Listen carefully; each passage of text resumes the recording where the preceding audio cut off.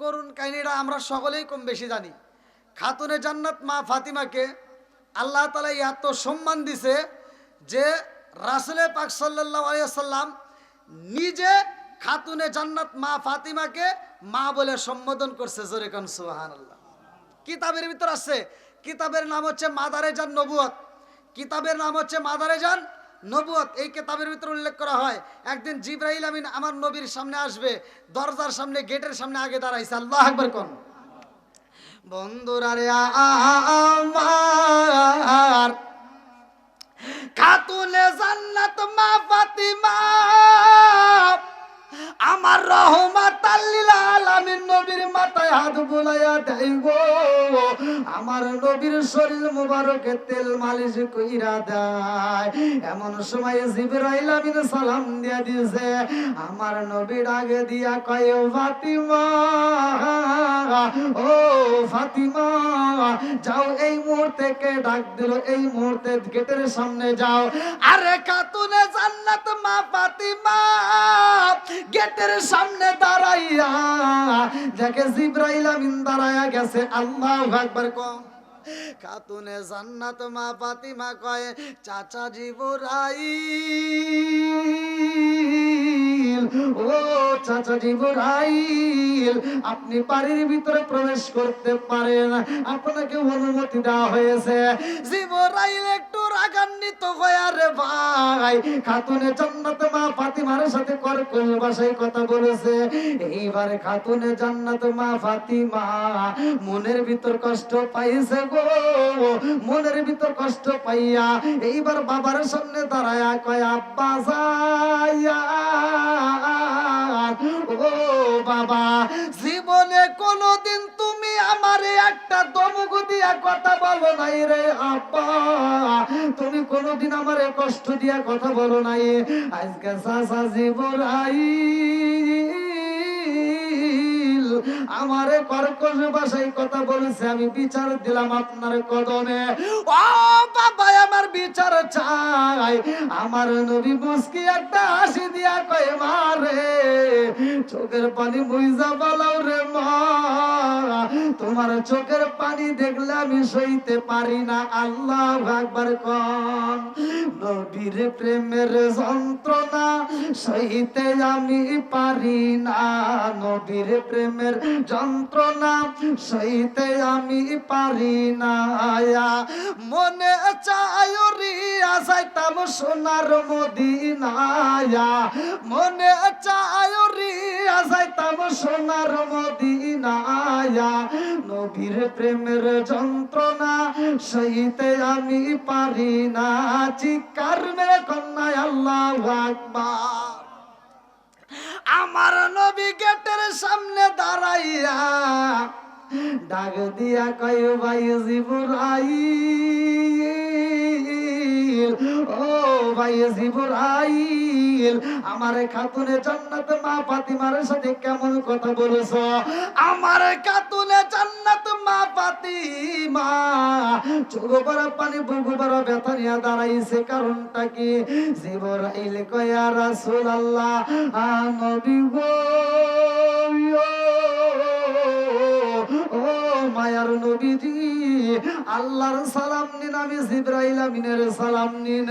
ইয়া রাসূলুল্লাহ, নবী গো, আমি খাতুনে জান্নাত মা ফাতিমার সাথে একটু কর্কশ ভাষায় কথা বলেছি, কারণ হইল নবী গো, খাতুনে জান্নাত মা ফাতিমা আমারে চাচা বইলা সম্বোধন করেছে। ও মায়ার নবী গো, আপনি নবী দুনিয়াতে আইছেন, আপনার আসার আগে অনেকগুলো নবী আইছে, আদম থেকে শুরু কইরা যতগুলো নবী আইছে, নবী গো, সব নবীর কাছে আমি ওহী নিয়ে আইছি, সব নবীর পরে আপনি নবী আইছেন, অথচ খাতুনে জান্নাত মা ফাতিমা আমারে চাচা বইলা ছোট বইলা সম্বোধন করেছে। নবী গো, আমারে যদি বড় চাচা বলতো তাতেও মাইনে নিতাম, কিন্তু আমারে চাচা বলছে, ছোট বইলা সম্বোধন করছে বলে একটু কর্কশ ভাষায় কথা বলেছি। আমার নবী কয়, জিবরাইল রে, মাদারে জান নবুয়ত কিতাবের ভিতর উল্লেখ করা হয়, আমার নবী ডাকে দিয়া কয় জিবরাইল, ও জিবরাইল, আমার খাতুনে জান্নাত মা ফাতিমা তোমার চাচা বইলা সম্বোধন করছে বিদায় কষ্ট পাইছো। আমি নবী জানতে চাই রে জিবরাইল, সব নবীর পরে আমি আইছি বিদায় তুমি মনে করছো বড়। আমি জানতে চাই যতগুলো নবী আইছে এই দুনিয়াতে, যতগুলো নবী আইছে দুনিয়াতে, এই নবীদের কাছে তুমি আইছো, তোমার বয়স কত আমি জানতে চাই। আল্লাহু আকবার। কোন তোমার বয়স কত?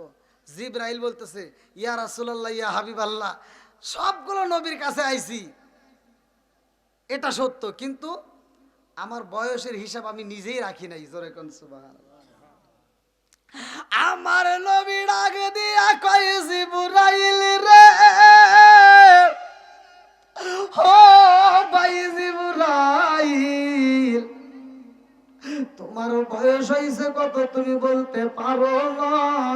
আমি জানতে চাই এই দুনিয়ার বুকে কি কি দেখেছো, তোমার কি মনে আছে? বলে ইয়া রাসূলুল্লাহ, নবী গো, ও মায়ার নবীজি, এই দুনিয়ার বুকে আমি জিবরাইল আইসা আশ্চর্য একটা ঘটনা দেখেছি। এটা হলো নবী গো, আমি আসমানে একটা তারকা দেখেছি, ঝিকিমিকি তারকা। ও মায়ার নবী গো, ওই ঝিকিমিকি তারকাটাই আমি দেখলাম 70 বছর উঠতে লাগতো এবং 70 বছর ডুবতে লাগতো। এমন একটা তারকায় আমি জিবরাইল 1 বছর নয়, 2 বছর নয়, 72,000 বার দেখেছি। জোরে জোরে কন্যা সুবহানাল্লাহ।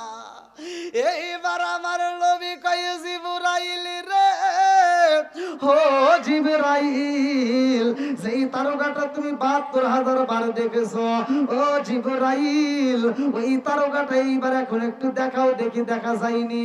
জিবরাইল কয় ইয়া রাসূলুল্লাহ, নবী গো, ও মায়ার নবীজি, আপনি নবী যেই দিন দুনিয়াতে আগমন করছেন গো, ওই দিন থেকে ওই তারকাটার জীবনে দেখি নাই। জোরে জোরে কন্যা সুবহানাল্লাহ। বলে তার মানে ওই দিন থেকে ওই তারকাটা তুমি দেখো নাই, আর কিছু দেখছো? বলে হুজুর, তার চারপাশে আরো 4টে তারকা ছিল। জোরে কন্যা সুবহানাল্লাহ। আমার নবী ডাকে দিয়া কয় জিবরাইল রে, ও জিবরাইল, তুমি জিবরাইল যখন ছিলা না, আমি নবী তখনও নবী ছিলাম। জোরে জোরে কন্যা সুবহানাল্লাহ। আসমান যখন ছিল না, তখনও আমি নবী নবী। জমিন যখন ছিল না, তখন আমি নবী নবী। আদম নবী যখন ছিল না, তখন আমি নবী নবী। ও জিবরাইল রে, শুইনা না, ওই তারকার পাশে আরো 4টে যেই তারকা ছিল, একটা তারকাকে জানোনি?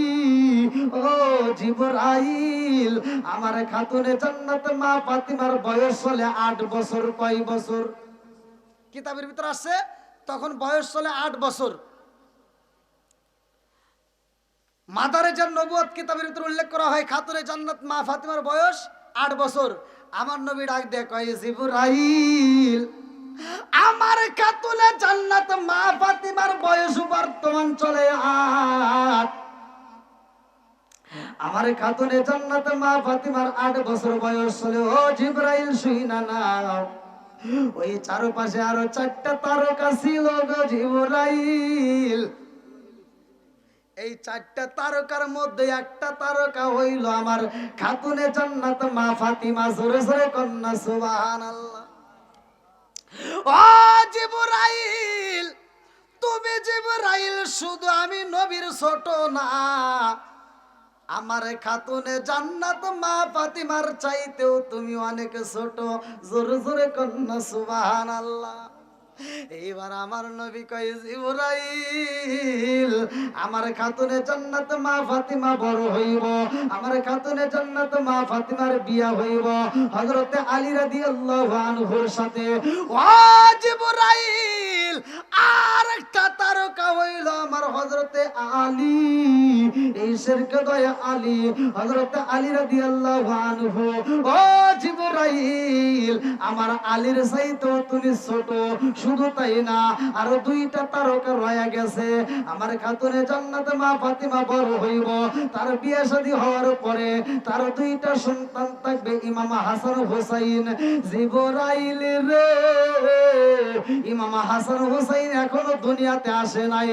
ও জিবরাইল আমার খাতুনে জান্নাত মা ফাতিমার কলিজার টুকরা ইমাম হাসান হুসাইন যারা এখনো দুনিয়াতে আসে নাই, তুমি জিবরাইল ইমাম হাসান হুসাইনের চাইতেও অনেক ছোট। জোর জোরে কন্যা সুবহানাল্লাহ। আচ্ছা ভাই বলো দেখি রাত্রি কেন কালো, সূর্য মামা কোথা হতে পাইল এত আলো? আচ্ছা ভাই বলো দেখি রাত্রি কেন কালো, সূর্য মামা কোথা হতে পাইল এত আলো? কোকিল কানে এত কালো, ফর্সা কানে বাবা, কোকিল কানে এত কালো, ফর্সা কানে বাবা, চিনি কেন এত মিষ্টি, তেঁতুল কেন, ডিমগুলো সব একই রকম, পার্থক্য নাই মোটে, সাদা কালো বাচ্চাগুলো কেমন কইরা ফোটে। জোরে জোরে কন্যা সুবহানাল্লাহ। আরে খাতুনে জান্নাত মা ফাতিমার চাইতে জিবরাইল ছোট রে ভাই।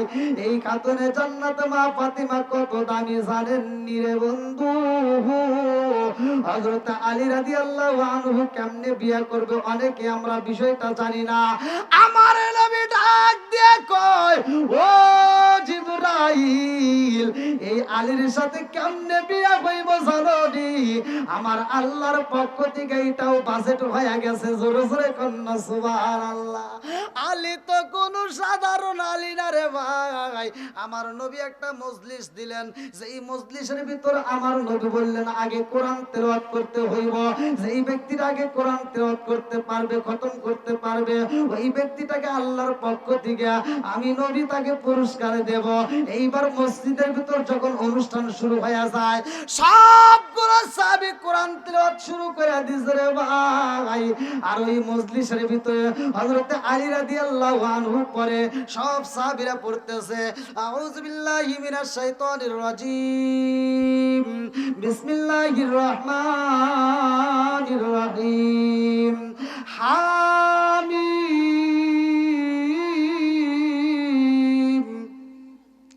তানজিলুল কিতাবি মিনাল্লাহিল আজিজিল হাকিম, মা খালাকনাস সামাওয়াতি ওয়াল আরদা ওয়া মা বাইনাহুমা ইল্লা বিল হাক্কি ওয়া আজালিন মুসাম্মা ওয়াল্লাযীনা কাফারু আম্মা উনজিরু মু'রিদুন কুল আরাআইতুম মা তাদউনা মিন দুনিল্লাহি আরুনি মাযা খালাকু মিনাল আরদি আম লাহুম মুশরিকুন ফিস সামাওয়াতি ইতুনি বিকিতাবিম মিন ক্বাবলি হাযা ওয়া সারাত মিন ইলমিন ইন কুনতুম সাদিকিন ওয়া মান আদাল্লু মিম্মান ইয়াদউ মিন দুনিল্লাহি মান লা ইয়াস্তাজিবু লাহু ইলা ইয়াউমিল কিয়ামাতি ওয়া হুম আন দুআইহিম গাফিলুন ওয়া ইযা حشر الناس كانوا لهم أعداء وكانوا بعبادتهم كافرين وإذا تتلى عليهم آياتنا بينات قال الذين كفروا للحق لما جاءهم هذا سحر مبين।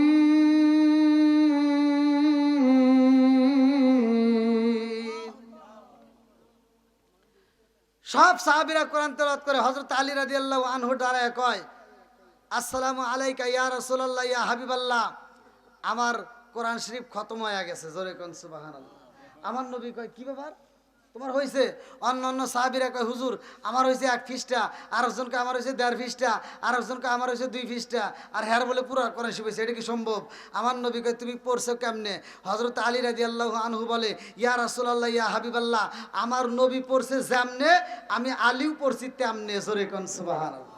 বলে কেমনে বললা, কারণ কি, কিভাবে হলো? বলে আমার নবী যেমনে পড়ে আমি আলীও তেমনে পড়ছি। বলে কিভাবে পড়ছাও?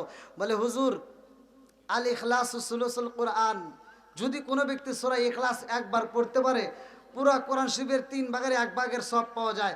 আমি 3 বার পড়ছি, পুরা কোরআন শরীফ সব।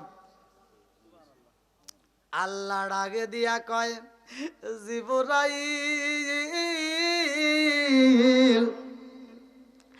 আমার বন্ধু নবীরে জানায়া দাও, আলীর পড়া এত মজা লাগেছে গো, এই আমলটা আমি আল্লাহর কাছে এত ভালো লাগেছে, তার আমল নামায় পুরা কোরআন শরীফের সব দিলাম। জোরে জোরে কন্যা সুবহানাল্লাহ।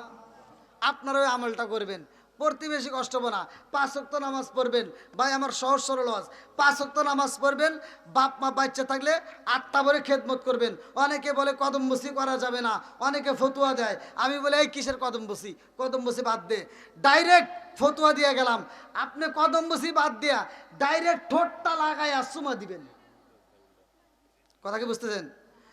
ঠোঁট লাগাইয়া বাপ মায়ের কদমে চুমা দেন, প্রয়োজনে জিব্বেতের জিব্বাটা দিয়া বাপ মায়ের কদমটা চাইতে দিবেন।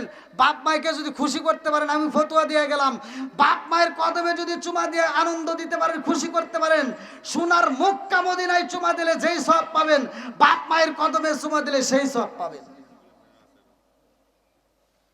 যাই হোক ভাই, আপনারা কি আমার কথায় কষ্ট পাইছেন? আমি কি কারো বিরুদ্ধে বলেছি? তো এই গভীর রাত্রে আমি ভাবতে পারিনি যে এরকমভাবে আপনাদের মাহফিলটা হবে। আমার প্রত্যেকটা মাহফিলে আল্লাহর রহমতে আপনাদের দোয়ায় অনেক লোক, কিন্তু আজকের মাহফিলে এরকম দেখে আমার কেমন যেন একটা নিজের ভিতর লাগতেছে। কারণ কি, এত বড় একটা মাহফিল, এলাকার ভিতর কি এইগুলোই লোক হয় নাকি আরও লোক আছে? তা আপনারা যারা আসছেন এরা আর ওঠে নাই, এরা আল্লাহর রহমতে বসেই আছে। তা আপনাদের কি কষ্ট হয়েছে ভাই? আমি মুসাফির, আপনাদেরকে নিয়ে একটু দোয়া করব। তো এই মাহফিলটা আপনারা এত সুন্দর করে সাজাইছেন, আমি চাই এই মাহফিলটা নিয়মিত হোক। আপনারা 12তম বার্ষিক, 12 বছর ধরে আলহামদুলিল্লাহ এই রামচন্দ্রপুর দক্ষিণপাড়া বাইতুল আমান জামে মসজিদ, এই মসজিদটা যারা করছেন, যেই কমিটি করছেন, এদের বাদ দিলাম, সর্বপ্রথমে যেই ব্যক্তি এই মসজিদের জন্য উদ্যোগ নিছে, কথা কি বুঝতেছেন? আমার ওয়াজই কিন্তু এরকম, ওই যে প্রথম থেকে শুরু করে আইছি। আমি এখন কমিটি বাদ দিলাম, আমার কথা হলো যেই ব্যক্তিরা সর্বপ্রথম এই মসজিদটা তৈরি করার লাগে উদ্যোগ নিছে, ওই কমিটির জন্য আজকে আত্মা ভরে দোয়া করবো। কথা কোন ঠিক কিনা? ওই কমিটির থেকে শুরু করে আজ পর্যন্ত এই কমিটি যে সভাপতি বর্তমান আছে, সেক্রেটারি আছে, কমিটি আছে, সদস্যবৃন্দ, এলাকাবাসী, সবার জন্য আত্মা ভরে দোয়া করবো। যারা এই মসজিদটা আয়োজন করছেন, মসজিদটা এখনও জড়িত আছেন, আমি প্রত্যেকের জন্য আত্মা ভরে দোয়া করব। আর বিশেষ করে যারা দান করছেন আলহামদুলিল্লাহ, যদি কোনো ব্যক্তি থাকেন যে হুজুর আমি দান করার লাগে অপেক্ষা আছে, অনেকেই কিন্তু প্রধান বক্তার কাছে দেয়, তো এমন কোনো যদি ব্যক্তি থাকেন যে হুজুর আমি আপনার কাছে দান করব 500, 1000, 2000, 20000, যে যা পারেন দেওয়ার মতো, যার যেমন সামর্থ্য, ওই সামর্থ্য অনুযায়ী আপনারা দিলে আমি কাউকে জোর করব না, আমি আত্মা ভরে দোয়া করব। এমন কোন ব্যক্তি আছেন এই মসজিদের জন্য দান করবেন? ভাই খুব তাড়াতাড়ি, খুব তাড়াতাড়ি কোন ব্যক্তি আছেন বলেন?